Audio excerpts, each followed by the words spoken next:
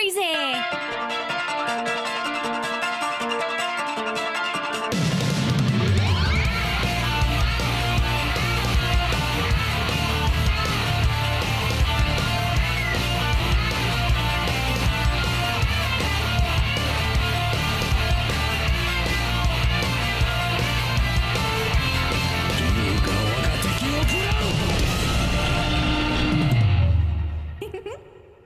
Welcome back, everyone. This is a new episode of Overwatchers, the podcast all about Overwatch. I'm Garrett Weinzerl.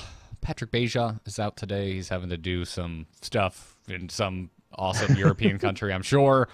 But Chris, a.k.a. ChanmanV, is here with me, as always. And we're just going to two-man this beast. That's right. We're going to carry the other four members on our team to a victory as we duo queue into this episode of a podcast. We're going to carry as supports. We are. Actually, we tried that before this very show. Like 5 minutes ago, we tried that, and it didn't work, Chris. It didn't go too well. You're like, I'm going to Reinhardt, and I'm like, I'm going to Lucio. That's right. And in every battle, we're the last two standing. Yeah, which is really weird, given that we're tanks and support. At least for me, as a tank, I should not be the last person standing. Yeah, this was our comms. That entire game was, where's our damage? Where's our damage? Where's our damage? Where's our damage? The classic question in solo queue. And every now and then, oh, damn it, Hanzo. Like, that was about the only variance in the words that were leaving our mouths while we were enjoying some nice duo queue Overwatch. But I don't know, man. Hanzo's in their back line. Wow, this is amazing.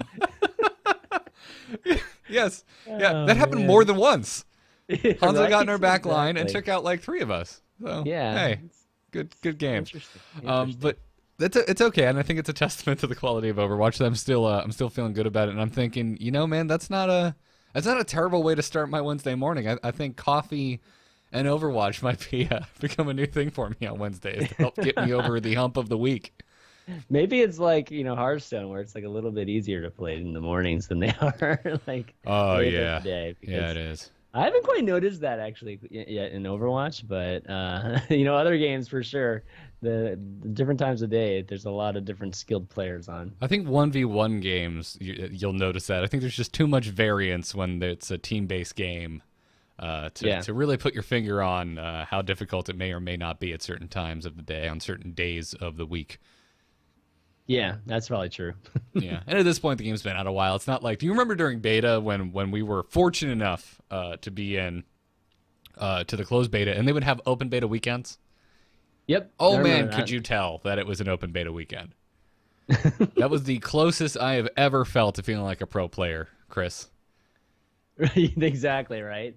When you're just getting frags like nothing else, playing McCree, and you're just like, wow, I'm just like headshotting everybody, and I suck at McCree. That's exactly what I did. I had taken a break for a little while during the closed beta. I was like, let's open beta weekend. My friends can play. Let's get in and do this. And I played McCree, who I hardly ever play, and I just feeling like a total boss. Granted, McCree was pretty strong at that time. He was broken. That's true.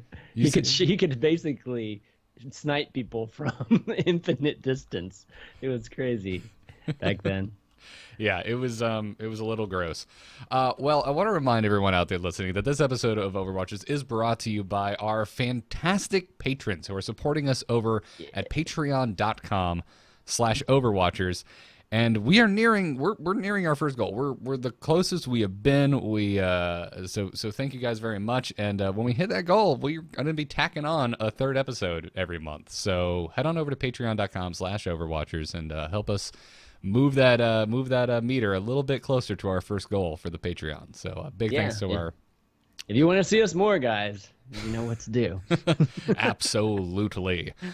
But some things have happened, Chris, since we got together and talked last about the world of Overwatch. And I think the biggest thing to be discussed affects Blizzard as a whole. But definitely, I think it has sent some ripples through the Overwatch community. Chris Metzen has retired.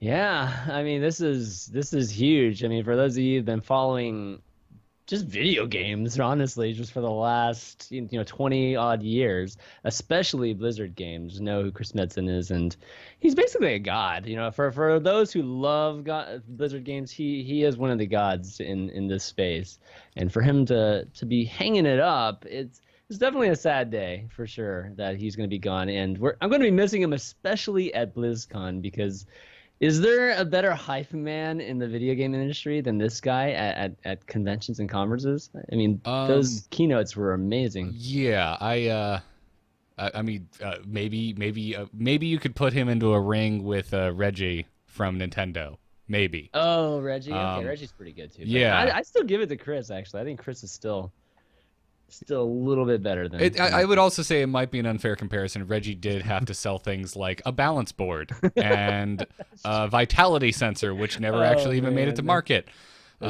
Whereas Chris, I mean, I think the darkest time for Chris was the BlizzCon with the Geek Is presentation. I think that was the darkest thing for him, and I was in the audience for that, and I cringed a little bit, but I still remember laughing and clapping for certain things. To me, that's the darkest time. My darkest memory of Chris Metzen is him selling a fairly lame segment. I would argue pretty well. I mean, the commitment was still there, though, and you gotta respect the commitment. I mean, yeah. So, I mean, if you're not familiar, I mean, Chris Metzen has been with Blizzard for as long as we've pretty much known the company as Blizzard. I mean, it was before. I think he joined before it was even called Blizzard. Yes, right. Exactly. And he's responsible for the majority of the characters, for like the story of just about every Blizzard game, especially the ones that we kind of have come to know and love. I don't know when you got into Blizzard games specifically, Chris, Warcraft 1. Okay, so yeah. you definitely beat me. My first ever experience with Blizzard was StarCraft 1 on the Nintendo 64, and that kept me away from RTSs for a few years, because I was just like, this is terrible. Wow. Okay. I've never even played it on the Nintendo 64, so I can't even tell you like what it even looked like. Our family computer couldn't run it, so that was my only option. Oh my gosh. Wow. And it was a terrible experience, and it kept me away from RTSs forever. And then one day in high school, I was in art class, and kids were passing around this book. I'm like, okay, what is this? And I'm flipping through. I'm like, oh, this is really cool. This art is sweet. What is this? Oh, it's the art book for Warcraft 3. I'm like, wait, like the StarCraft guys, like RTS, like isometrics, view. This is art for a video game. And they're like, yeah, man, the game's sweet. Have you not played it? I'm like, no. So that night, I at that point we had a decent home computer. I went out and I bought Warcraft 3 based off of the art book. Wow, really? And I got so sucked into Warcraft 3, I didn't know you could tell a story like that in a real-time strategy game. Yeah, that's true. I mean, that was one of the really compelling things about just the Warcraft series, the RTS series, was the cut screens. Those were the very notable things, especially in Warcraft 2. I think I think Warcraft 1, I'm not sure they had cut screens or not. I kind of my memories going on me, but definitely Warcraft 2. I remember the cut screens very thoroughly, and there used to be highlights of just me playing through the campaign absolutely, and whatnot. So yeah, I mean, just the storytelling was just there, right? And that's really the beginning of what we know as World of Warcraft. Just this entire the storyline behind it all, and Chris had a lot to do with some of this too. I'm not sure in Warcraft 1. Did he do anything storyline wise in Warcraft 1? I don't think he was. I think he was just getting started at Blizzard for Warcraft 1, and so it was mostly like artwork and illustrations that he was doing. But I think by the time Warcraft 2, especially obviously StarCraft, I mean, he was a huge influence on the lore of StarCraft. But I think at some point in the Warcraft releases, he was starting to have a big role as to just how the storylines would play out. And I mean, that's some of the best parts of the Blizzard games, is really the backstory and just the lore and just all these things that develop around, especially in Overwatch, right? I mean, we're seeing all this lore develop even outside of the game, which is the next level of storytelling. Yeah, and that's the thing. Like, there's been so many articles I've read now since the announcement that Chris Metzen was retiring, and also I'm baffled that he's already officially retired. It's like effective immediately. He's already gone. Exactly. That's nuts. I don't know what BlizzCon is going to be like this year, because every BlizzCon, right? You go, you sit down for the opening ceremony. Mike Morhaime comes out. And gives a speech, and I love Mike. I've met him multiple times. One of the best guys, like one of the most genuine people I've ever talked to. But he's not Metzen. Metzen comes out after Morhaime and just riles the literal horde. That's right. That's right. That's what I mean. He's the best hype man ever. Yeah. So I don't. Who comes out now? Who comes out after Morhaime, and just rallies the masses? I don't like. Who do you think? Like honestly, who do you think? Ben Brode. To me, yeah, Ben Brode actually might be the only actually where my brain goes. Yeah, exactly. Yeah, like I don't know, and it's not going to be the same, and it's just crazy to think it. I mean, the dude has absolutely earned his retirement, and his post talking about it's time to just I want to go be a dad. Like, yeah, how can you not? I know. How can you not just get warm fuzzies reading that?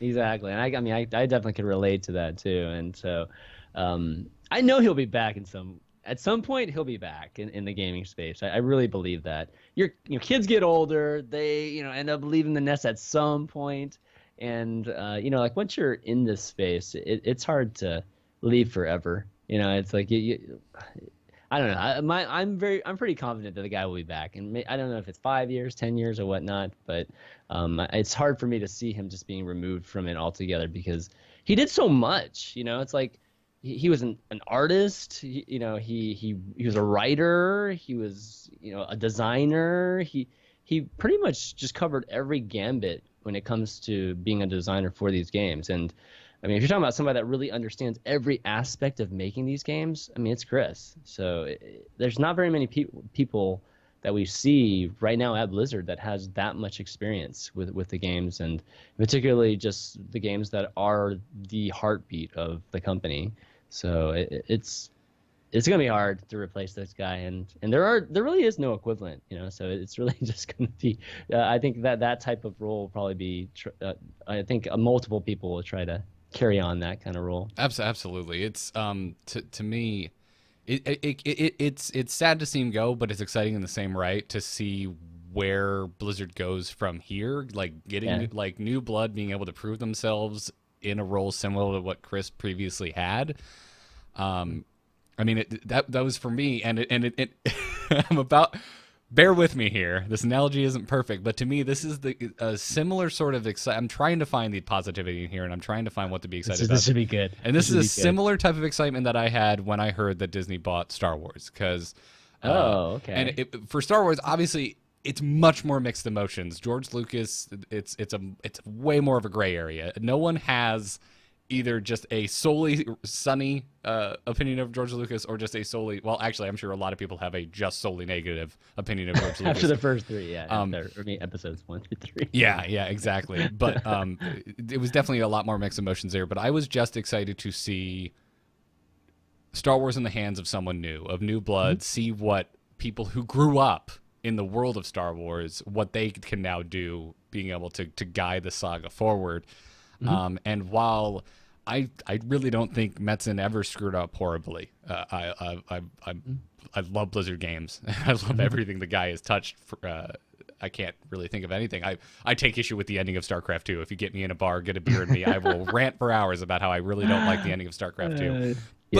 But it's for me, it's pick and nits. Like Wings of Liberty and Heart of the Swarm stories are so good. Then I'm like, oh, whatever. It didn't stick the landing. That annoys me, but it doesn't depreciate what a great experience I had with the first two titles in that trilogy. But that being said, I'm still excited to see where the story is carried with new people penning it.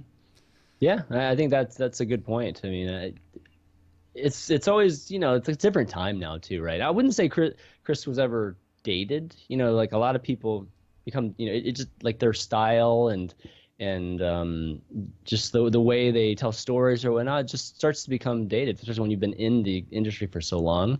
I don't know if Chris was quite there yet with just what he was doing, and particularly Overwatch, right? Overwatch is obviously he was a huge part of Overwatch, and I think Overwatch has been, if anything, up to date with what's going on right now, and how like what works in terms of storytelling, and even like marketing, even the potential for marketing these stories too. So but to your point, I think it is good to see where just this younger breed will take a lot of these titles that have been existing, like the StarCrafts and the Warcrafts. But on top of that, it's like it'll be interesting to see what new titles come out of Blizzard, the post Chris Metzen era. Yeah, I'm really excited to see what that is. That's going to be. If we are to, if this is the end of Metzen's story, of his legacy in terms of Blizzard, if Overwatch is the final new IP that we get, that he was involved with from the ground floor, I think it's a perfect story. It's the perfect end, because it's funny you talk about dated, and I mean, you look at Warcraft, you look at StarCraft, even Diablo to some aspect. It's I mean, everything from Blizzard plays on some sort of nostalgia. It is all genre. It is all riffing on things that have existed before. I don't think anyone can argue that it's completely breaking the mold, but I think that's the point. I think it's very aware of where, and Metzen was a huge part of this, of where its inspirations came from. And Warcraft and StarCraft and even Diablo to some extent to me, it's always been very steeped in like 80s aesthetics. Like it's clearly inspired by Warhammer. It's clearly inspired by these over-the-top metal album covers. Like everything kind of looks like it could just be slapped on an Iron Maiden album. Oh my God! And I say that with nothing but love. And Diablo looks like a Frazetta painting in motion, and I love it. Yeah, that's a good example. Yeah. And that's why I think Overwatch is like, I totally get.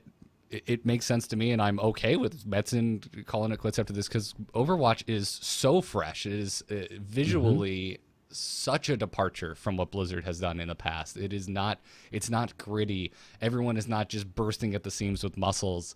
It's elegant in a way that I believe really no other Blizzard IP has been in the past. And if they make an Overwatch movie, if Chris Metzen not have anything to do with that, no way, right? Yeah, just do it. Just can't, please. Make one, for the love of God. I don't want an if. I want a when. When they make an Overwatch movie, you'll hire him as an advisor.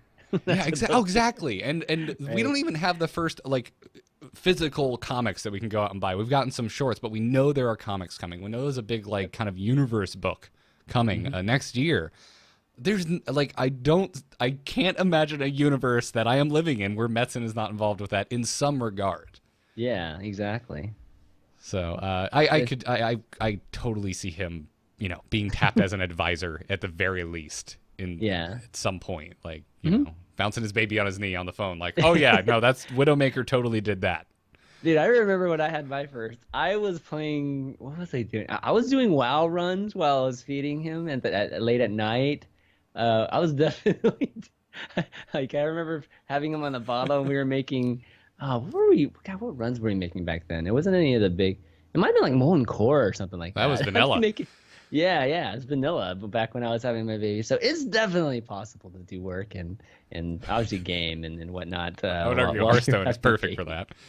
Even though I don't have a kid, but all my friends who do have kids are just like, hello 4 a.m. and Hearthstone. That's right. That's right. Right. Yeah, it's cool. Yeah, but I'm sad to see him go, but excited to see the spin that is put on Blizzard. If nothing else, stories and characters for the future. But oh man, Overwatch, like 2016, what a time for Metzen to retire. Like Overwatch has launched. It's a massive success by all accounts. Hey man, leaving like Michael Jordan, just leaving on top, basically. Yeah, basically, that's the way to go, right? Drop the mic and leave. Yep, exactly. So, anyways, I'm excited to see what he does next, because dude's done other stuff. Like he penned some Transformers comics. Like I want to see what he does next after he's had his break. Yeah, and I mean that's the kind of thing he can do at home, just like in his own home studio or whatnot, and just start drawing and just creating that type of artwork. I mean, he can do that anywhere, and that's that's not as time intensive, obviously, as running a team and just the corporate aspect of Blizzard. That's the part that takes the most time. So you can get back to those roots, and I think we'll see it. I'll be shocked again that he literally does nothing for a few months. Yeah, That's very, very hard to do. Even when you're focused on family, there's a lot of gaps. Even when you're focused on family. So I would expect to see some of that work coming out of him. Yeah. Creativity must flow at some point. Yeah, you just get it that has itch. to, right? Yeah, you get the itch that you have to make something. Something needs to exist that previously did not. It could be a family-oriented comic or something. Yeah, exactly. How was it? An Incredibles. The Incredibles is what I was thinking. That'd be funny. Well, it's like funny. that. You can see a lot of that in Overwatch, and even in, I think, some of the Warcraft story later on. You can see the influence of parenthood dawning on Metzen, and I'm sure a lot of the Blizzard team. Mm-hmm. You could see it grow. I mean, all the stuff that's going on with Thrall's storyline in Warcraft, especially in Cataclysm, and then just Overwatch. I think across the board, it's so optimistic. Mm-hmm. So I don't know. It just makes sense to me. And now that this has happened, I'm like, yeah, I'm reading into it so much more than I should. I'm like, oh, this totally, I get it. This is the influence. This is why we have what we have now. But anyway, so moving on. Let's talk about some actual game stuff. Right. I guess we'll find out exactly what a BlizzCon introduction is like without Metzen very soon, because we're almost a month away from it. It's like 5 weeks basically. Yeah. BlizzCon. We got a patch since our last recording. It was really nothing noteworthy. Apparently, we will be seeing less, and I agree. We have been seeing less Mercy Resurrect play of the games. That has been dialed back a bit. Yeah, it used to be any 3-man res was play of the game. Yep. For a long time. I did see one that was 2-man res yesterday, but it was literally consistently Mercy play of the game. If you saw a 2-man res yesterday, that makes me wonder what the quality of everyone else's play was. I know, right? That's more indicative of that, given that they've changed this. But it's definitely good. It was like giving too much love back to Mercy after like people were starting to play her a lot less. So they kind of made up for it, but now it's time to dial it back. Yep. Dial it back to where it should be. That's fine. I also love that this is a thing that they're aware of and they actually pay attention to. Is like, because it's clear it's not. This isn't something that affects gameplay. It's solely morale and like winning the hearts and minds of the people playing your game. Yeah, that's true. Yeah, that's totally true. I just find it very entertaining that's something that's important to them. And the other thing that you may have noticed is the payload on Eichenwald. I guess it got souped up, man. It went and watched a couple Fast and the Furious movies and installed a turbo. It got its boost life on. It's got to get that run and start before it breaks through that giant door. Yeah, exactly. So it's moving a little quicker now. It's good for sure, because that bridge area was really, really tough when the payload was moving like slowly, because it's so abused. Well, I wouldn't say it's abusable. It's just designed really really well as a focal point to that map, because the defense, depending on the characters like Pharah's and Lucio's, and I mean even Roadhog to some extent, I mean you can basically knock people into the chasm or just into the moat there, and so that mid choke right there, like when I'm playing Reinhardt, I pretty much just try to charge through it and just get to the other side and cause some havoc while my team just crosses that bridge too and gets in the battle that way. But then you have Mei, who just blocks it off completely, and then you're just like, oh man, I'm just kind of stuck on this bridge right now. and you get knocked off eventually. But this payload speed helps the offense quite a bit, or the attack team quite a bit. Yeah, absolutely. Yeah. I'm still in the realm of being impressed by Eichenwald and overall, just in terms of presentation. Are you like? I'm so excited to see the more maps, what they do next, because Eichenwald absolutely, it feels so like a notch above all of the other maps that exist in terms of, again, just in terms of presentation, not in terms of the quality of the map or the gameplay on the map, but just how kind of cinematic the experience is. Yeah, I think the artwork, like you said, it's a different style, but you can tell it's like based on just all the other maps that they've added a little bit more depth to it, or a little bit more, I don't know, artistry to it, just the trees, and maybe it's the background. It's like I actually feel like the background of Eichenwald matches the rest of the map a little bit more. Where, like if you're on Ilios, for instance, it's just the ocean, right? There's like a cruise ship or something, right? Yeah, yeah. Actually, wow, that's actually a remarkably accurate, I think, analogy of what Ilios looks like. Or the background on Volskaya Industries has always bothered me, because you have these giant mech stomping around in the background, but you never get to see it. And it just doesn't feel like it's immersed into the actual map itself. And Eichenwald, I think it's a great setting, and it really shows that way. Yeah. The embarrassing part about Eichenwald for me is that there are still moments where I'm not paying that much attention in the castle when I'm spawning there, and then I'll take that first right, and that first right just basically leads you into a loop of the starting area again. And I'm just like, God, I'm so stupid. And then there's that one also part. If you go left, and if you charge through it, like normally on like Reinhardt, it's in any straightaways. I just try to charge just to get back into the battle real quick. If you charge right out the door, you'll go right up that wooden ramp and into the chasm. I still do that every once in a while, like an idiot. Yeah. But outside of that, I've been really enjoying that map. I think that map, even from a gameplay, creates distinct two paths to focus areas, and most of the maps in Overwatch, it's very linear, right? Mm-hmm. There's just one path that kind of leads through, especially these payload maps. But Eichenwald's a little bit different that way. I think it'd be cool to have a payload map with like a switch track. You can smack it, and the payload will take a different path. That could be cool, yeah. Or just some kind of element that you hit too that just changes the rails or whatnot. Mm-hmm. Yeah, that'd be neat. Yeah. But overall, it's just I don't know, the set piece moment of the payload being a battering ram busting down the door.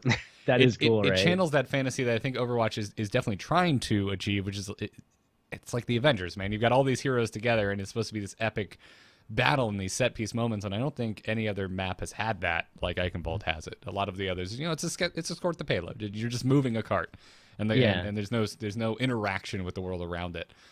And they've really just nailed that with Eichenwald. So I'm excited to see more maps. Bring on BlizzCon, man! I'm so ready to hopefully see a nice little cornucopia of things announced that we can hopefully get excited and hyped about. You got to think it's at least maps and characters.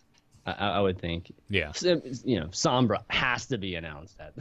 If Sombra isn't announced before BlizzCon, oh my gosh. she better be announced at BlizzCon, or I'm gonna just be like. Can you imagine if we get there and they're announcing or they're showing the trailer or whatnot, and it's another ARG up there with some kind of coded matrix looking thing. I'll tell you exactly what's gonna happen. Blow my mind. I mean, I'm gonna blow a gasket. It's gonna be like 98% of the audience just booing, and there's gonna be 2% of the audience pulling out their laptops and trying to crack the code right there live on the floor.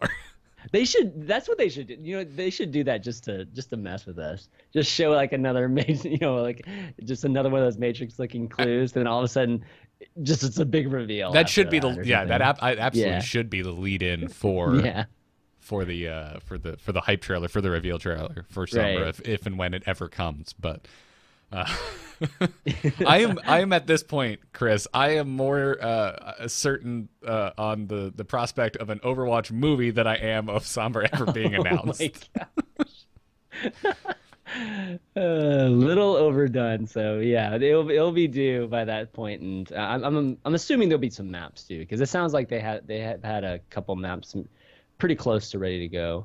So I'm interested to see a new game format. If they'll introduce one of those before the end of the year, because I still think there's a lot that they can do with it. I mean, payloads, like when we were first discussing this in the beta, like everybody was talking about, King of the Hill was probably something that people were talking about, and they ended up coming out with it, which was great. But I still think like Tug of War would be interesting. That's like one that was always popular in TF2 that we haven't seen yet, and even just some kind of brand new format. There's definitely a lot of room to design something cool, and especially for the competitive, just Overwatch, and introducing something that no other game or esports ever seen. Yeah, I would love to see and this is pretty removed from anything that exists in the game at the moment, so I think it'd be difficult to make happen. But dude, after seeing that Bastion cinematic, and you get the flashback scene where you see all the Omnics fighting like the Overwatch team. Yeah. And you see the big King Reinhardt out there slamming it. I would love to see a larger Overwatch map with a PvE aspect where there are basically creeps. Oh wow, like creep or just AI. Yeah, borrow a little from MOBAs, borrow a little bit from Titanfall. Okay. Yeah. At least launch Titanfall is a little less creep stuff going on now, but yeah, something like that I think would be really interesting. Whether it's co-op, more almost a horde mode type thing, or if there's creeps for both sides, and you're still playing against other heroes, but it seems like a larger battle's going on because of non-player controlled units. I think that'd be kind of interesting. I'd like to see that. And really, it was just inspired from that like 5 seconds in the Bastion show. And that's amazing, man. That's like all this new media and content like or inspiring potential game design instead of vice versa. That would be pretty awesome. I can just imagine if that was that ends up being a map.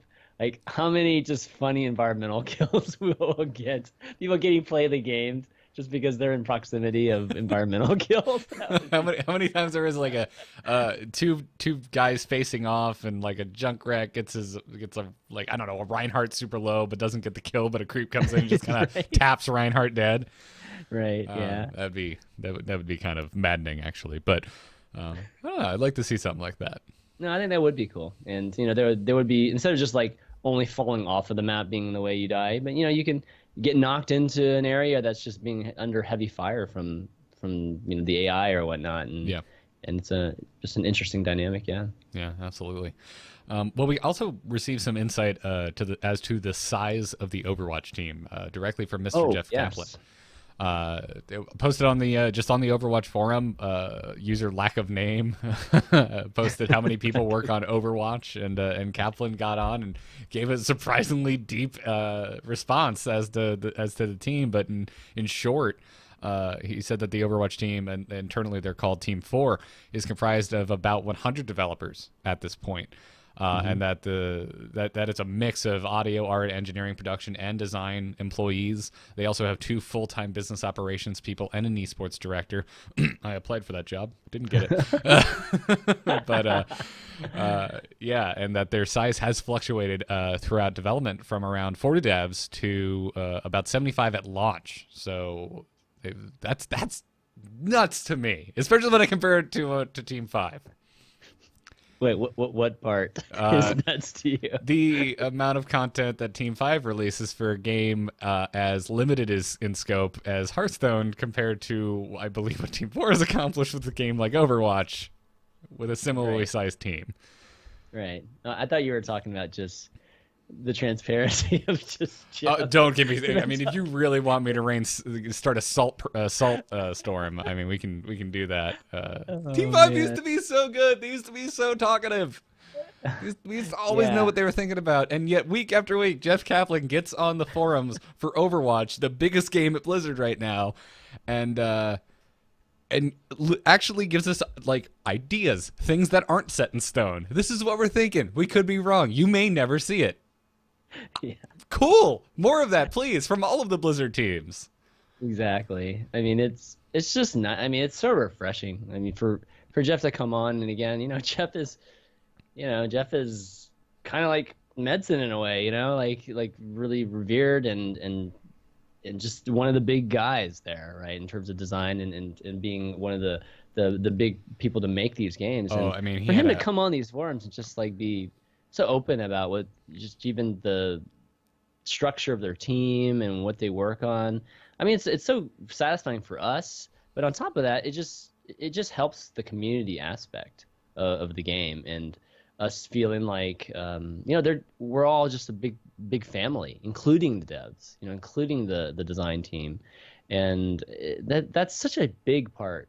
Community is a big part of these games, and obviously both of us are huge proponents of that. I mean, what we do is kind of in that community space, of course, with podcasts, and just having the team just being just so open about what's going on there, how and who's working on what, just makes this. There's just more. This is trust, right? That I think is very, very important. No, the community outreach has just been unlike anything I have experienced before. with Overwatch in terms of just this podcast. We do this podcast every other week. It doesn't even go out that often, and they treat us great. So it's we've been on the darn launcher for crying out loud, which is still crazy. I know, to me. Right? That is the first time. I don't think any of our podcasts have ever been on launcher, right? No, it hasn't, and it's been really fun reading the comments from people who clearly have no idea what a podcast is. That's so crazy to think that we've been doing it for so long, and it's not until now that some people are seeing it. But that is a great thing, That again, I mean, it's. I think podcasts generally are getting more popular, and it's obviously spreading into our gaming space too. Yeah. But it's a huge part. We talk about things. That's like part of the fun of playing games or whatnot, is getting a chance to discuss things with other folks that have as much passion about the same game as you do, and just being silly about it, man. It's a lot of. Well, definitely a good time. Yeah, that's what I like about Jeff Kaplan. Jeff Kaplan, like when he gets on the horn and he starts talking to the community, he comes across to me just like every other video game nerd I was friends with in high school. He's the guy that I sat down at lunch at the table and asked, "What Pokemon did you catch over the weekend? Did you catch Mewtwo? Did you use your Master Ball?" Yeah. Like that's the kind of conversation I have. Whereas someone like Metzen he's more like he's leading the charge. I'm pretty sure has a functional Doom hammer that he leads actual charges with. Like in terms of his presence. He's got a horn at least. At the very least, he's got some kind of. Yeah, exactly. He's got a war horn that he sounds. When it's time to get work done, he sounds the horn. But no, it's been interesting, and yeah. So if you haven't read this, we just hit the highlights. This is. And it's really short too. I mean, it's not like this thing is going into crazy in depth. Oh, this is this person, like introducing everybody from the team or anything like that. No, it's just like giving a general overview as to like how the team works and who, just how big each of the teams are. Just knowing that, I think, is really nice. Because if there was like one person working on, just I don't know, designing characters or balancing, things, then. We would, we would have an understanding as to why maybe things don't come out as quickly or not, and that's not actually what we're seeing here. But I'm just saying, like, if we at least understand how many people are working on things, then we'll be, we won't be as crazy about things coming out. Like we're trying to get things to come out quickly, or the Reddit just going nuts about certain aspects like spectator mode or replayers or whatnot, right? Mm-hmm. I think we're a lot more understanding when we understand or when we see how many folks are actually working on the things, and we understand how hard they're working given how many people are working on it too. So yeah, and it's nice. It's just transparency. And speaking of that, Kaplan also talked about the lack of replay support. Since we last talked. I mean, he got on the forums and said that it's not anywhere close to completion. Like he said, we are a ways off, but he also said that they want it in the game badly. It's just not something they've had a chance to get around. Now he didn't say why. He didn't say what pulled rank over that, but I don't know. The game launched, and we've also had multiple major updates since then. So I have a feeling that is what pulled rank over a replay feature. Well, I think he's been. In the past, he's said up front that the netcode was the most important thing that they were working on the last month or two, and we've seen some developer updates with the guys on that team, and they have made improvements to that, and that's just really good. Given that one of the big complaints was just these behind the wall kind of hits and the 20 tick thing, right? I mean, just all of that is a very basic thing that needs to be done right.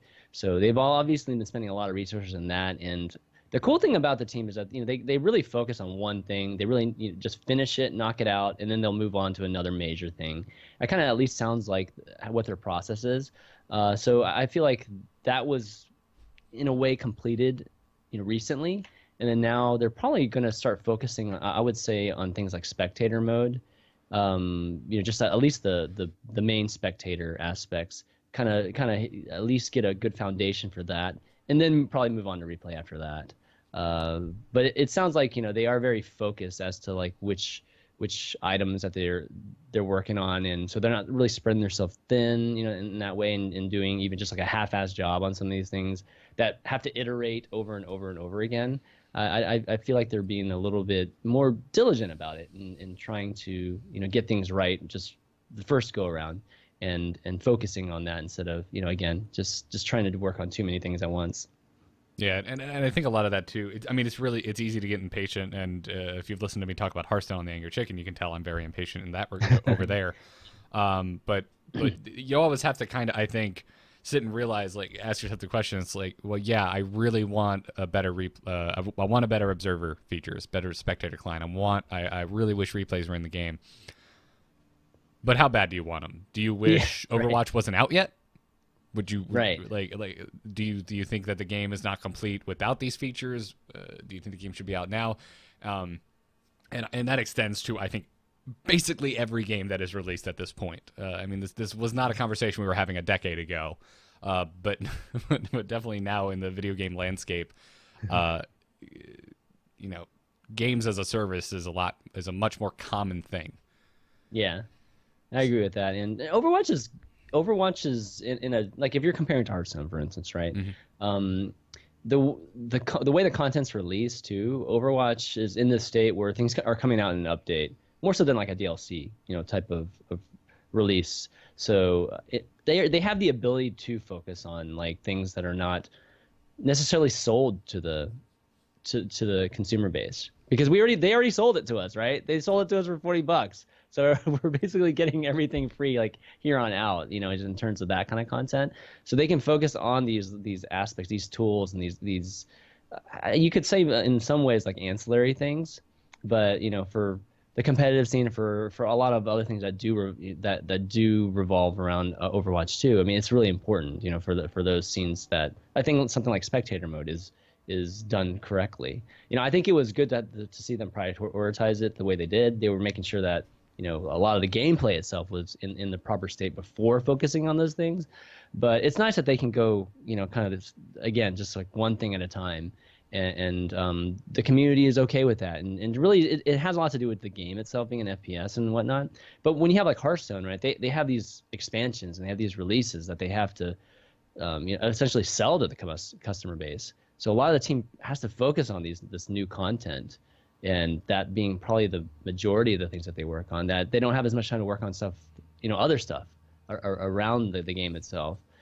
So it's Overwatch is, I think, benefits from just the type of game it is and just the type of release, release schedule that it has. It's a much more conducive.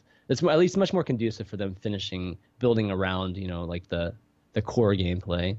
Of the game, just the game itself, right? Yeah, and you're clearly. I mean, it's impossible to make everyone happy. So, at some point, you do have to make a judgment call. But I personally have really enjoyed where they have put their focus. That they put their focus on just the overall gameplay experience for the average player. I think a replay system, I think a spectator system is far more niche. It is focused very much in streamer, esport, competitive environment.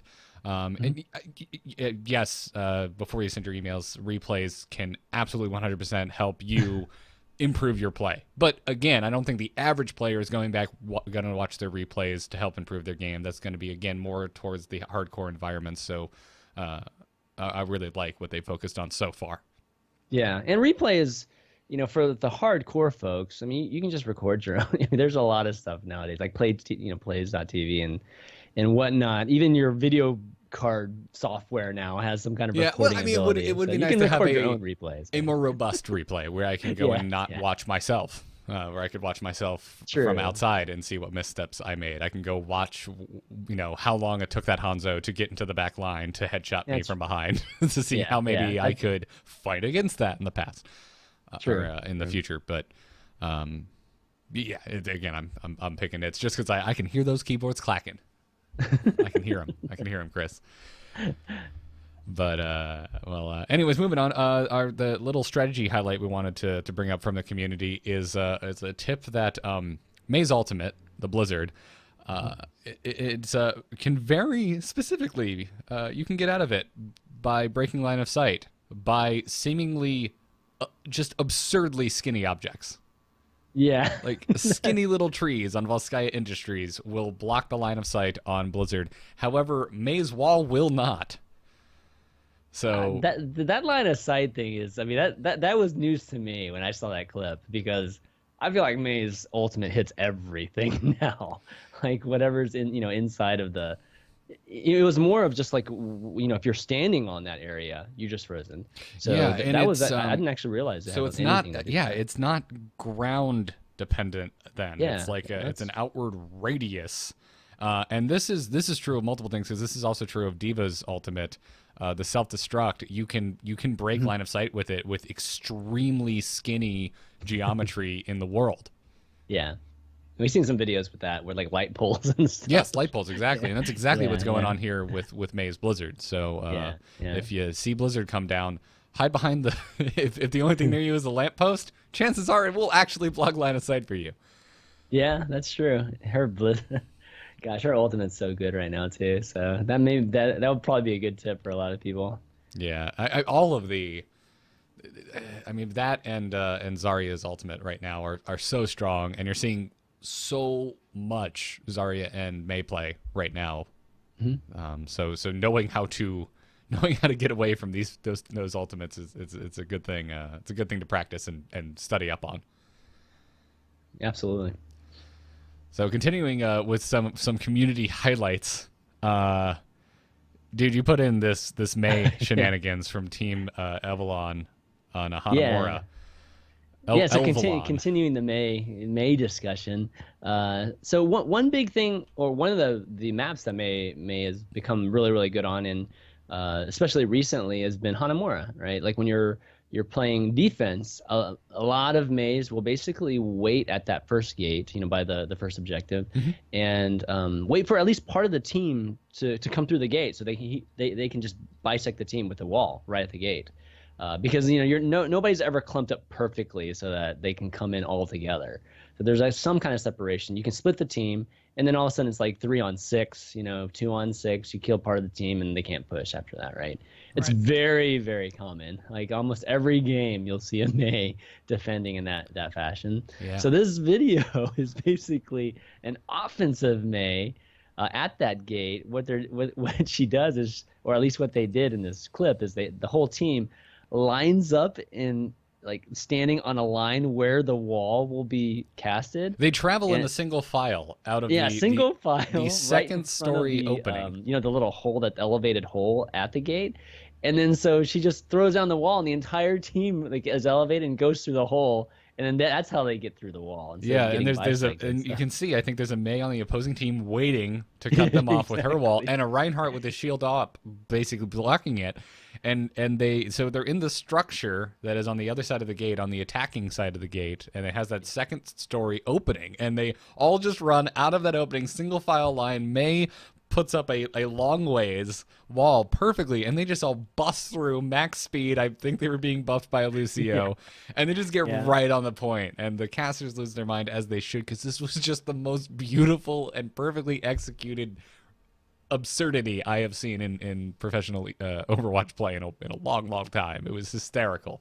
Yeah, and just for folks that might not, again, like, have played May very much, your teammates can't see where the wall is going to be casted. No, like, it's all invisible. So like literally they have to coordinate and be standing in the exact right spot, because May's wall is one of these finicky things too. It can only, there's only two formations it can take, and they're like, kind of like 90 degrees from each other, I guess.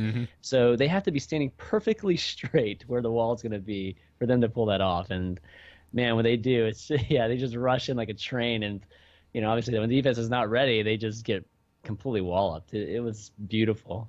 Chris, I've always said that esports would be made better by the inclusion of the leap of faith from Indiana Jones and the Last Crusade, and I think I've been proven correct by Elvalon. That's true, man. That's good stuff. All right. Also, Professor Ganymede, he's a YouTuber. We've actually highlighted some of his content in the past. He put up a new video since we last recorded, giving insights about how ranking points work now. Yeah. Won't dive too deep into it. You really should actually go and check it out for yourself. We have it in the show notes. But in short, it's a surprisingly forgiving system.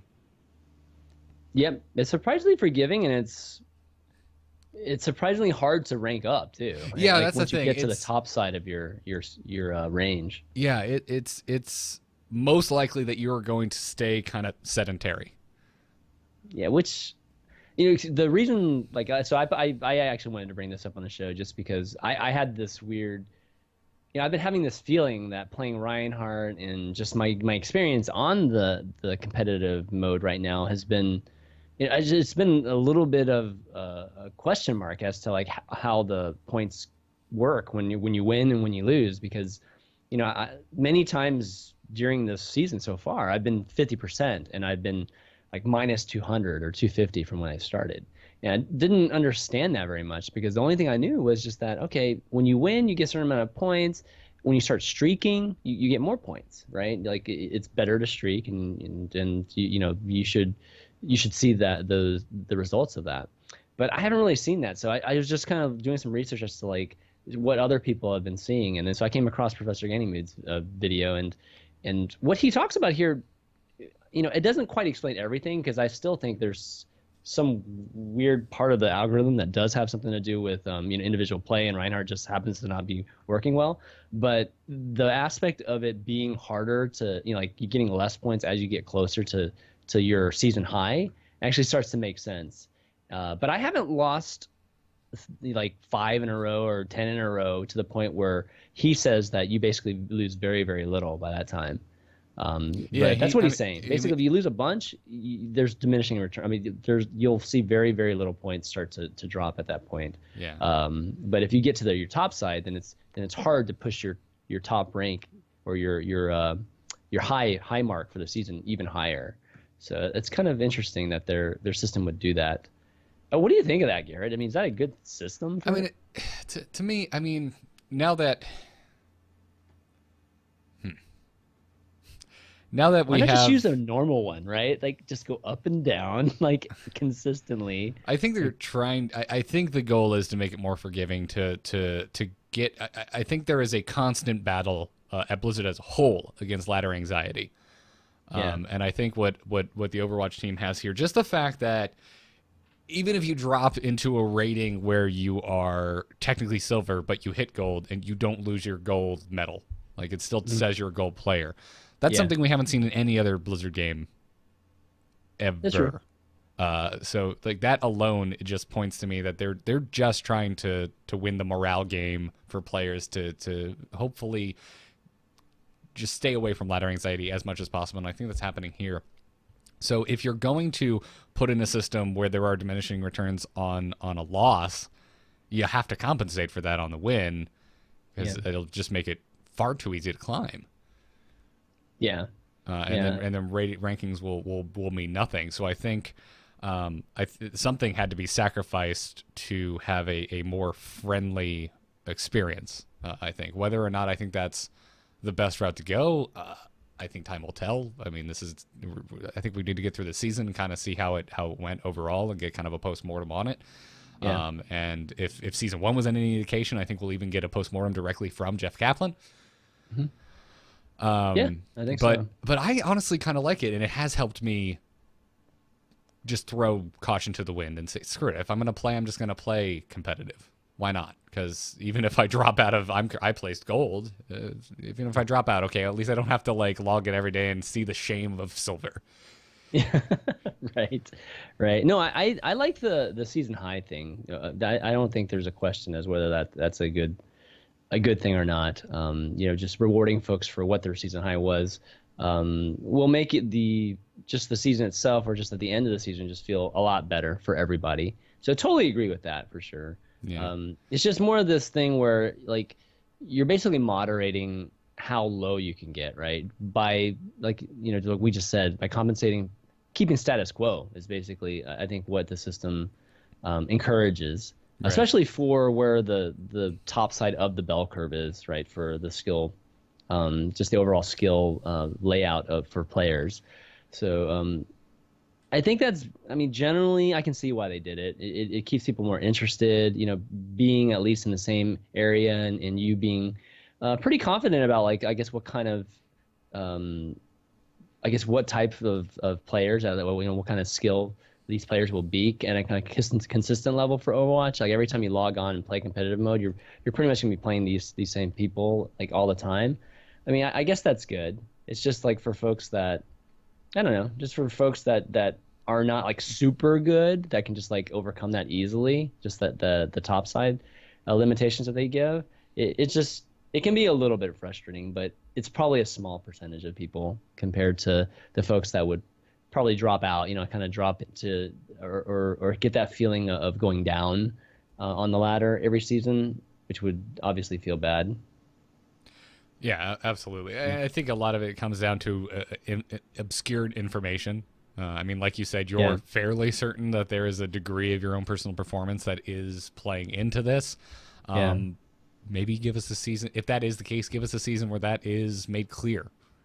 I mean, we have medals, so we can see how we kind of did in certain regards. And if medals played into your points, I can see where that could be easily gamed. It's like, well, I got highest damage, so I'm actually not going to work for the objective. I'm just going to run around and do as much damage as I can. Or I just want to hit highest healing, so I'm just going to heal wherever, not necessarily where I need to be. That's where it's really tough. Like if you, that's where I would say like not using an individual performance parameter in that algorithm is a better thing in terms of design, because they're not telling us, like they're not being, I think, completely transparent about that algorithm, because they don't want us, they don't want people to game it. Obviously you want to win. I mean, the winning is the most important thing, just to gain and lose points. But at the same time, some folks will kind of game it and then start blaming people. It does encourage just a little bit of a bad environment if you do show it. So they can't really show it to us and be I think completely transparent about it. And if you can't be transparent about it, then we're just always at a loss. And it's hard for them to actually balance that algorithm based on each individual character too. Yes. So it's a very complex thing that I think is too complex. Like it would just take them too much effort constantly maintaining that too, in some aspects, that it's not even worth it. Like I actually think just taking that out, the entire system could just correct itself. And we're not even normally, again, we're not 100% sure it's even in there. But yeah, I don't know, because I mean, I guess I'm not 100% sure it's there. They just mentioned it here and there in the past. Would love something like this to be added to Heroes, for example. Yeah. Because that's team games, man. Team games. I mean, I understand the logic of it. I mean, you want the cream to rise faster, which that's pretty much what that type of that type of parameter does do. It just allows the better players to rise faster out of whatever elo hell, or just where just that giant that highest point of that bell curve is, so you can just kind of get past that point. So I understand it. It's just, I think it creates a very difficult, just the difficult balancing / matchmaking balance problem that can be difficult to solve when you have a lot of moving parts. So right, I mean, maybe it's just a small factor in it, and I'm just misinterpreting my own experience. But like if I'm 50%, Garrett, right, I should just be even, right, on the season. It should be like at 0. Yeah, you should be at the same. Yeah, I mean, if you're at a perfect 50%, yeah, you should be at the exact same. And my streaks have been equal. I mean, I don't ever win or lose like more than 2 at a time. So it's not a streaking thing either. Like I wish I had like a 3-game winning streak, and I got like 20 points for a win. And it was, that's not much. I mean, I would expect a streaking bonus to be a little bit more than that, right? So I don't think the streaking plays any point, and I'm like minus 250 on the season. So there's obviously something that's not understood there, at least from my standpoint. Yeah, but I mean, not that it's helpful information or that I'm saying anything new, but it's extremely difficult. I mean, we've had you do multiple shows about Blizzard games just like I do. This is a conversation we have about every single Blizzard game that has a ladder. Yeah, that's true. Nobody is happy with any ladder on any system ever. Like, it's impossible to please everyone, and in a team-based game, it is extremely frustrating, and it is, I would argue, impossible to get correct. There's too many variables. Yeah. I'm still reeling this morning Chris, from I did 5 of my placement games in Heroes yesterday. Season 2 has started. I actually waited until Kyle was ready to duo up with me. I'm reeling from a game that we lost. I am so mad that my loss for that game counted the same as our tank, who at 25% health during retreat decided to just turn around and re-engage 3 people alone. Like, how is my loss rated the same as that player? And there are equivalent things like that happen in Overwatch. How is my loss in Overwatch weighted the same as the Bastion, who's just in not turret mode, running in ahead of the tank? Well, I mean, Like, I think there are more scenarios where that is the case. You know, like where something like individual play would, just be rewarding individual play would make a lot of sense and be logical. But like I said, I think I probably said on the last episode here, particularly Reinhardt. It might be just like a Reinhardt thing, and I just happen to main Reinhardt. But Reinhardt, playing a good Reinhardt doesn't necessarily show in the stats at all. Right, because so much of the time you were just standing still with your shield up. Well, not necessarily because damage shield, blocked, to be fair, damage blocked should not be counted. It's pretty easy to get damage blocked. So right, especially I don't think it should be weighted heavy unless team. you get some extraordinary number, like 50,000 or something like that. But generally getting 10, 12,000 damage blocked, I mean that's a pretty normal game. I mean, you just literally holding right click and that's going to get you somewhere around there. Yeah, I mean, a lot of being a good Bastion is positioning and exploiting windows to make an opening to allow your team to do something well. But that's not quantified. You can't quantify positioning. Yeah, I mean, the biggest example would be like the game that we played, right? You were playing Bastion, and I just sat up there with you. Yeah, like literally just you were just blocking the shield. You were protecting the president, although I wasn't on the payload. But yeah, so I got no stats except for damage blocked. But that doesn't necessarily mean I played a bad game. I just played the role I was supposed to play. Yeah, you were playing to the comp. Yeah, so algorithmically, like programmatically, like in the game, like how do they know that? Right. They can't. They probably could in some weird, sophisticated way, but it's very, very difficult, to figure that out. And I think that is a really good example of an algorithm. It's like, how do you correct that? I mean, I don't think you can. Mm-hmm. And it's not fair for the Reinhardt players if that's the case. Then it's only 1 out of 24, but it's still it feels bad for at least the one of the main characters right now, especially in the meta. Reinhardt's one of the main people played. Yep. Yeah. Yeah, you see him every darn game pretty much. You have to, man. Otherwise, Hanzos are going to be just destroying you. And I'm still seeing Hanzos, and they are still destroying me. Like in our game. Backline Hanzos. Who'd have thunk it? Backline Hanzos, yeah. Backline Hanzos. Can't block everything. Yeah. Anyways. God, this has gone longer than I expected. Let's talk about it. Let's talk about esports because things are ramping up in the world of Overwatch esports. Yeah. I mean, I think right now we're in this phase where it's just been kind of building up to a big week. I think next week's going to be the conclusion to the Overwatch Open, which we've talked a couple shows now, the lead up to it and qualifiers. That's going to start back up this week with the NA, like 4 teams from the NA battling it out. And what they're doing is they're trying to get to Atlanta. Or they're in Atlanta. They're trying to get to the grand finals, which is going to be on September 30th. Grand finals will be on TV, so we're going to see a lot of these teams playing in Atlanta this week, as well as next week. The final day is, I think the last match will be even like the day before the finals, which will be on September 30th. So the Overwatch Open again is the 300K prize pool tournament, the biggest one to date. It's the one that's being held by Faceit and E-League, and it'll be the first time that Overwatch is ever on TV. It's going to be really exciting. And they announced the cast, the actual talent for the casting and hosting and everything, and that caused a little bit of a discussion too, because they used some folks that we all know in the Overwatch space, that have been casting and hosting a lot of events already, but then they used a lot of talent from other games, like guys that we know from other games to cast too and to host. So a lot of people were surprised at that, some mixed reactions. But in the end, it's still early, guys, for Overwatch. in terms of esports.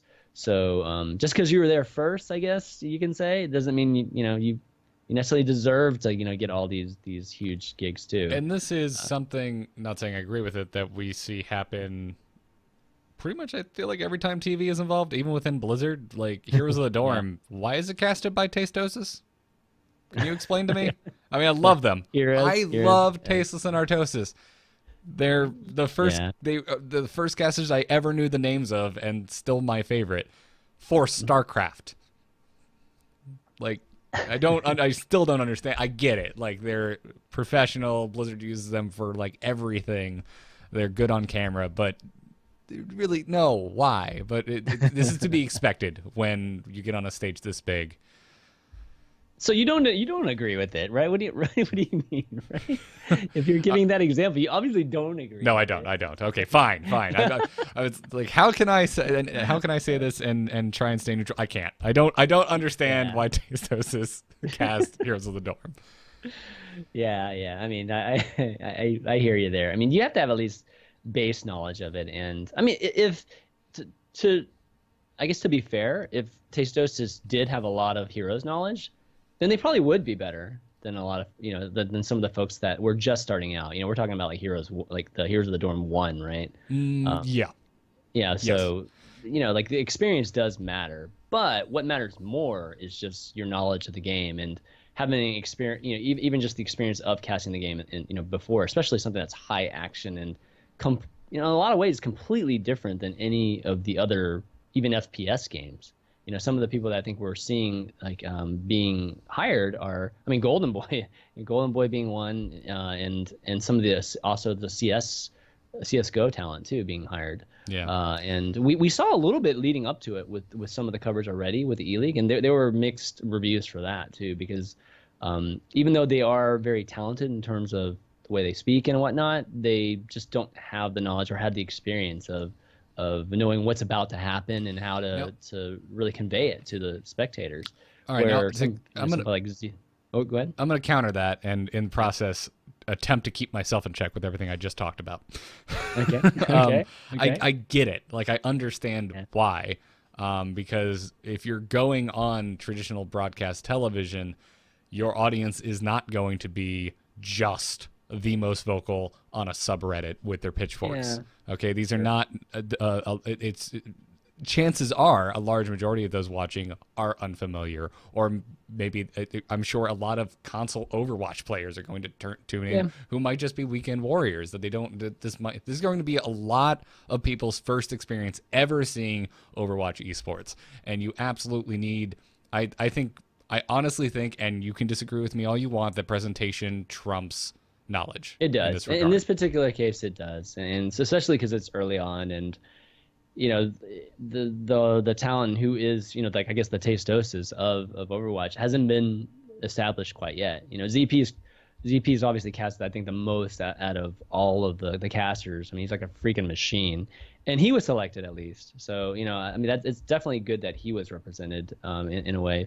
But like you said, it's not going to matter. I mean, even if they are wrong about some things, it is a matter of just how they execute it in terms of technique and whatnot, in terms of casting. That's going to come across better for the general TV public. Yeah. It doesn't mean it doesn't get to me sometimes. If they're going to call out something that's just like, or they missed some extremely huge play that could have been, missed some alt combo, or what, that's going to bother the hell out of me. But, I'm assuming these people will do a lot of studying and practice leading into it, and it'll come off like really, really well. Yeah, I think a lot of it with when you're broadcasting like this on a traditional cable outlet, I think a lot of it for me, I think the observing and the camera work is more important in a way than the casting, because while like I said, I just for all, I basically just smack talk Tastosis, which is weird because I love them in regards to Heroes of the Dorm, but that didn't drive me as nuts the first Heroes of the Dorm broadcast than cutting randomly to the crowd during a major engagement did. That's more important. I think any caster that's good on camera, that has a good voice, that has basic knowledge of the game, can be effective as long as you're showing the right things to them. Yeah, showing the right things and having things like infographics and video, B-roll video and all those things around it. I mean, I agree with that. Production, I think, will play a bigger role in it than even just the casting. Yeah.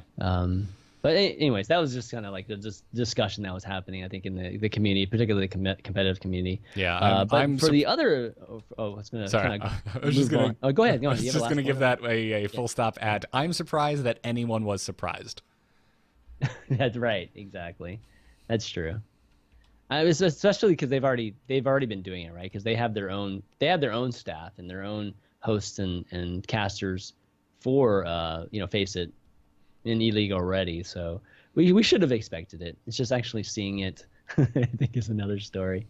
But a lot of the people that have been working Overwatch events, I mean, we still have at least some of those people involved, which is good. It's like a balance between the two. The other event that's been big is the Overwatch World Cup, which will culminate at BlizzCon. We'll see the finals there as kind of representing the Overwatch, I guess, competitive esportish type of thing at BlizzCon, given that all the other games have an element of it. So that's been progressing. We've seen the EU qualifiers, and Patrick, of course, wanted us to talk about France. France advancing to the next stage. They ended up having a very actually a really good match against was it Benelux? Let me see who it was again. I need to remind myself actually with this VOD. I watched it like early last week or late last week. So they ended up playing. I think Finland was playing Benelux. That's who it was. Yeah, and then so France was playing Turkey, and I would say France, even with AlphaCast being the captain of the team, who's not like a pro player, I thought France would actually beat Turkey pretty easily. But that ended up being a really good match. It was very entertaining to watch, and a few of the games were really, really close. So some good matches there. Overall, I think just kind of this qualifying period, you see some of these teams that just aren't bound, just that have like a lot of YouTubers and stuff playing against more pro-oriented teams. So you have some lopsided finishes. But I think that's going to start weeding itself out. Yeah, start seeing higher. That's why the qualifiers, right? So we don't get the BlizzCon and just have wildly, unqualified team going up against wildly coordinated team. I mean, I guess that in theory that can still happen. I mean, it can, but by the time we get there, I mean, and this is what makes like this format a little bit more acceptable for me if we're going to show, show competitive Overwatch at a bigger scale at BlizzCon, is that by the time we get there, we will have teams that are comprised of a lot of pro players, if not full pro teams from some of the Asian countries, representing at the event. And so I'm confident that the matches you'll see at BlizzCon will be a very good representation of what we see right now with competitive, or at least the highest level of competitive Overwatch. Yeah, like it's fine and it will work as long as the teams are a good mix of professional players and just personalities and community members. And once it gets whittled down through the qualifiers, we should have relatively even matchups. That's the entire reason collegiate esports are still entertaining to watch, even though a lot of times the players are not as good as the professionals. Yeah, because they're on even footing. That's definitely true. And this whole, it's good that they're representing all the countries, but at the same time, it's like, when you have these preliminaries and whatnot, I mean, not very many people are necessarily watching the preliminaries, right? So the announcement of the teams was like really, really cool, right? Just seeing who represents your country and it being more of an all-star thing. That was really cool. But them not getting a chance to go to BlizzCon, I think is, I don't know, it's a little bit anticlimactic, for any of these people that do represent their country. I guess like it's kind of cool being. It's like one of those things. It's cool being nominated, type of feeling, but the fact that you don't actually get to go and it's like you don't get to go to the Olympics. Like you get to represent your country in some kind of pre-qualifiers, and so that's kind of a neat thing. But in the end, you don't actually get to go to the event.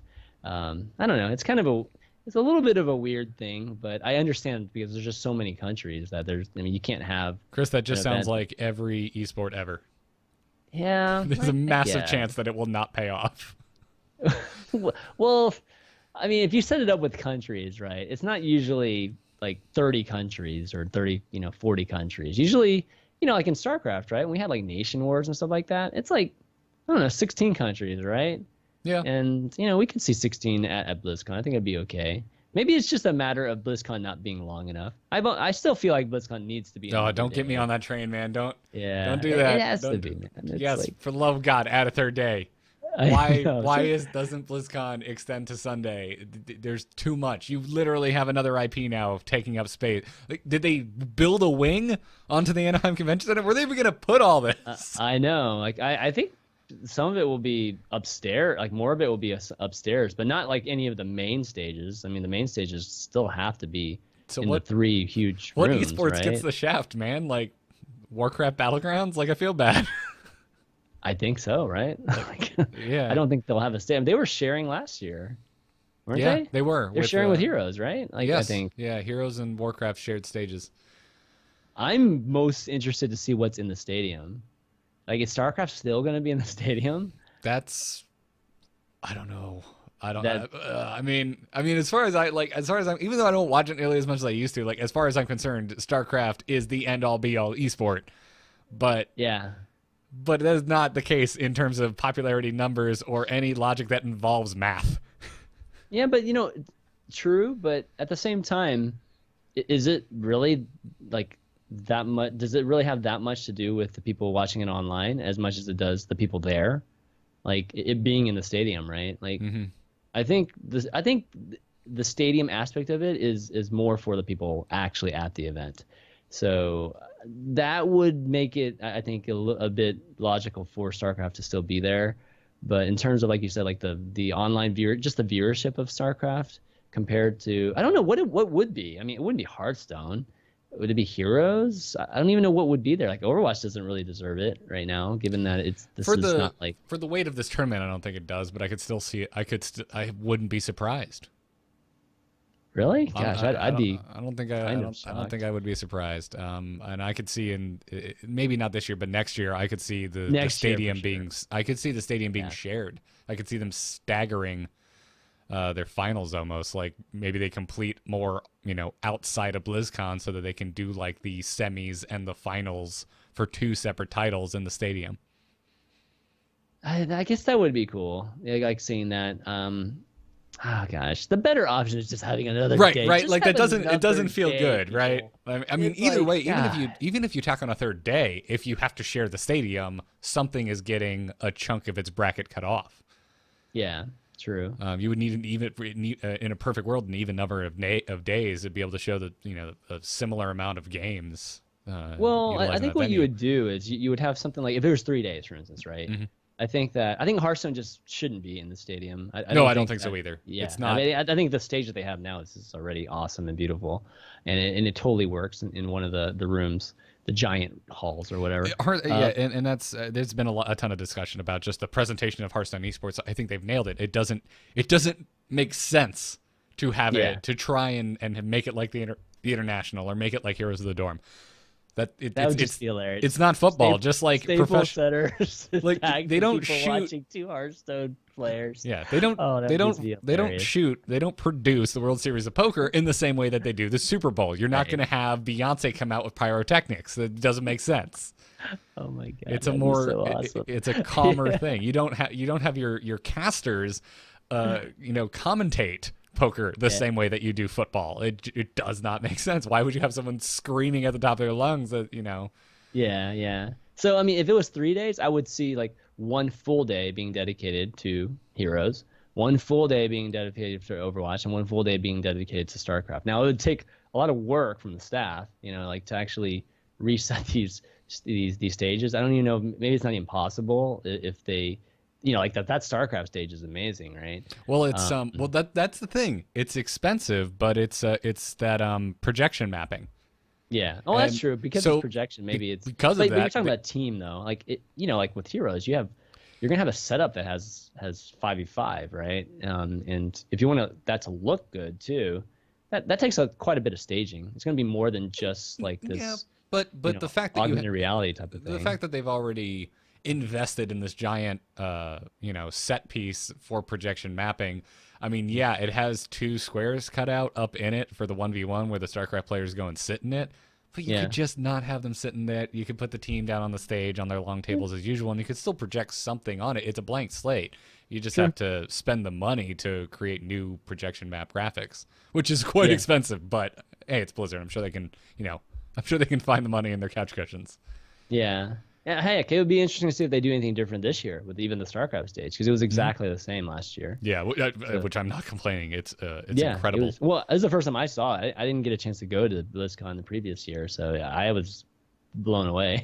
It was like amazing. Yeah. But yeah, that'd be cool. I just think that they could just focus, each day. So, really showcasing each of the esports on each day, and that would be awesome for cross promoting the games and the esports, instead of now, like literally me and you are like running, like we can't even catch everything that we're supposed to be covering because I'm like on my phone looking at what the like Hearthstone finals looks like, and then I was paying attention to StarCraft at the time too, and now with Overwatch, it's just like if they're happening at the same time, that's just like really, really rough, right? Yeah, no, absolutely. I mean, that's why I feel fortunate that the whole team from A Move goes out and like, all right, Dill, just please, as much as you can, just pay attention to Hearthstone. Kyle's got Heroes. Jocelyn's also doing Hearthstone. Cool, I can bounce around, but I still wish I personally could experience more of it. And this is like, oh my God, it's I'm surprised Chapman hasn't been like first world problems. Oh my God, because we're so blessed to be able to attend in the first place. But I don't know. It's not cheap getting out there, so it would be nice to be able to experience more of it for how expensive it is for me to do this trip every year. Yeah, no, I hear you, man.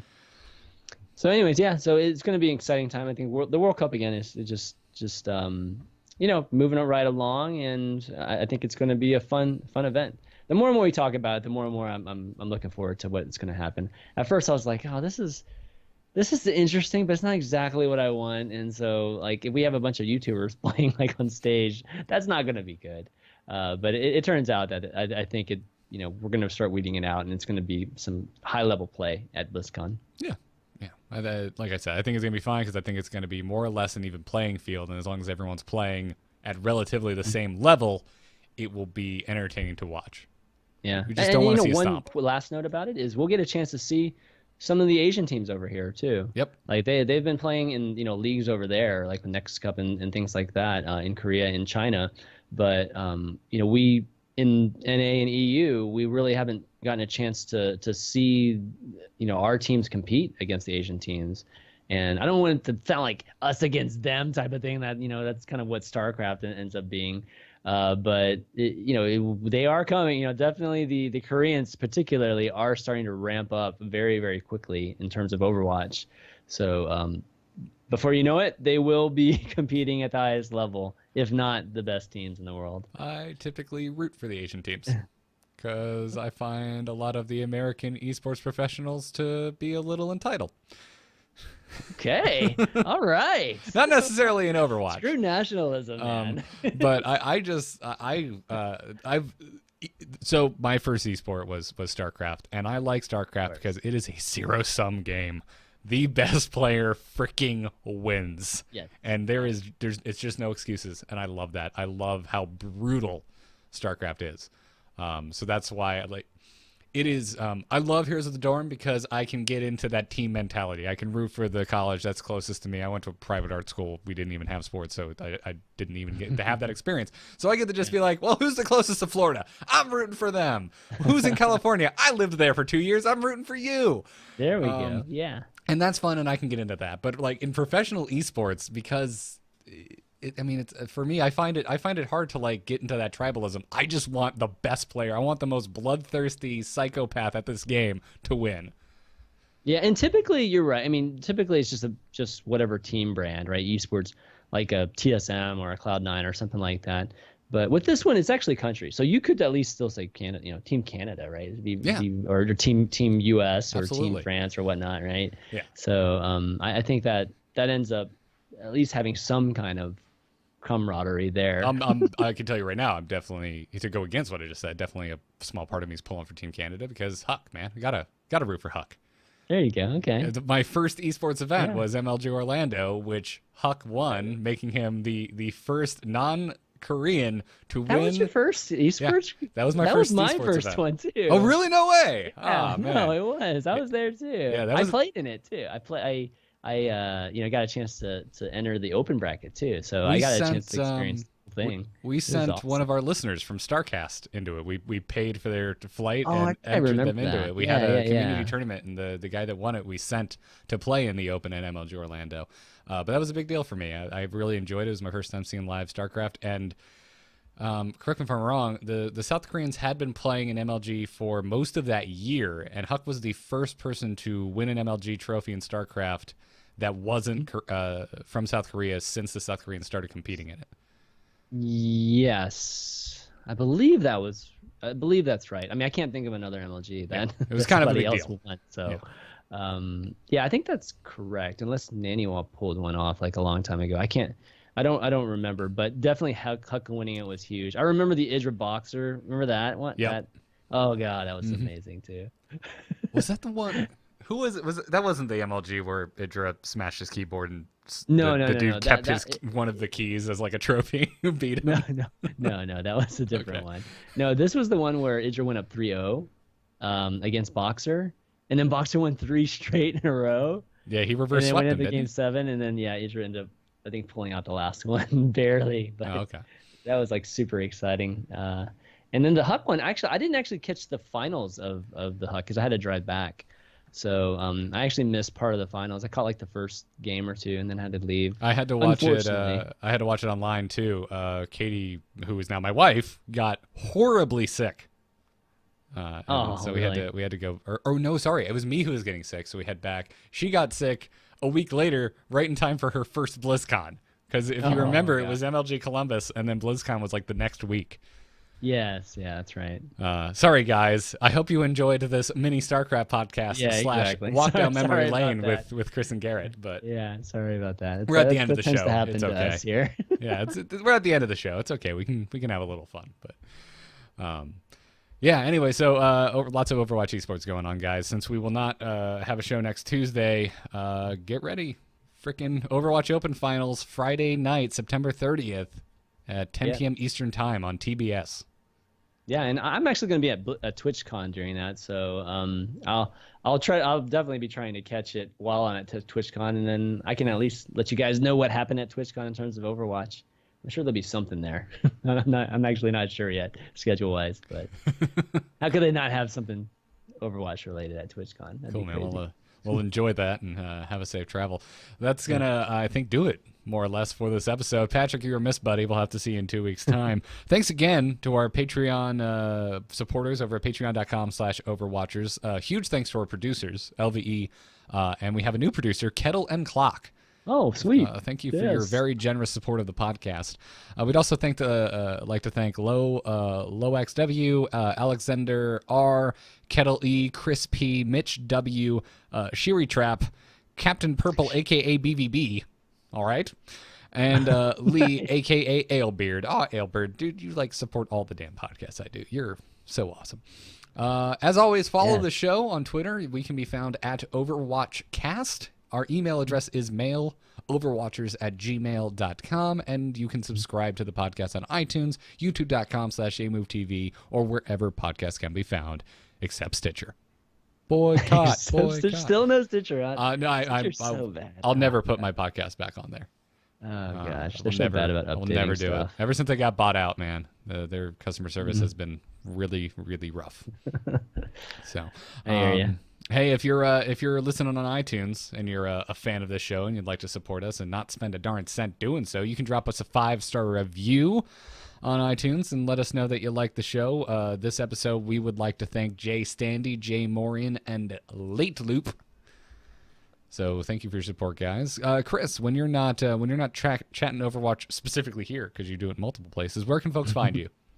You can find me at twitch.tv/ChanmanV. Basically everything that ends in ChanmanV. So YouTube, Twitch, Facebook, all that good stuff. And you can also find me doing some other podcasts too. I have one a little bit later that I do for Hearthstone called Value Town. That's at 4 Eastern. And then one that we do on Thursdays, which is more about everything. We're going to be talking about BoJack Horseman tomorrow at 1 p.m. And that's called Spoiler Alert. Nice. Go check that out. I can be found on Twitter at Garrett Art. There are 2 R's and 2 T's in Garrett. Everyone forgets that second T. Otherwise, you will not find me. Other than that, everything is on amove.tv. Check out Embrace the Spoilers, podcast I've been doing with Jocelyn. We've spoiled many things, but right now we are spoiling World of Warcraft Legion zone by zone over the course of 5 weeks. There are 3 episodes up now. We just posted High Mountain, so go and check that out. Everything else is on amove.tv. Check out nomoonart.com if you need a graphic designer. That's my graphic design portfolio. Other than that, that's going to do it for this episode of Overwatchers. Thanks again, everyone, for tuning in. And until next time, remember, good luck and have fun.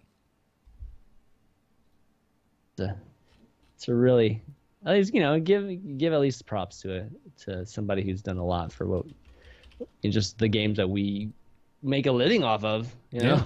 Like, it's a big deal. Yeah. Well, awesome. Chat room, you were great. Thanks, everyone, for getting up so early and watching this. We'll see you later. Thanks, chat.